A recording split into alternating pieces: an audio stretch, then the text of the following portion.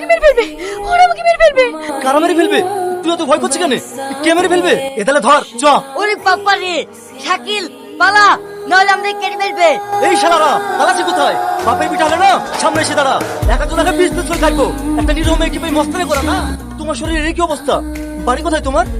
আমার বাড়ি নদিয়া জেলায়। সে তো অনেক দূর, ওখান থেকে কার সঙ্গে এসছো? আমি একাই এসেছি আমার বাচ্চাকে খুঁজতে। তোমার বাচ্চাকে খুঁজতো মানে? তোমার বাচ্চা কি হারিয়ে গেছে? সে অনেক কথা। এই শোনো, এত হাঁপাতে হাঁপাতে আসছো যে? তোমার সঙ্গে আমার কিছু কথা আছে। আমি প্রেগনেন্ট, এবার তো তোমার বাড়িতে নিয়ে যাবে। কি?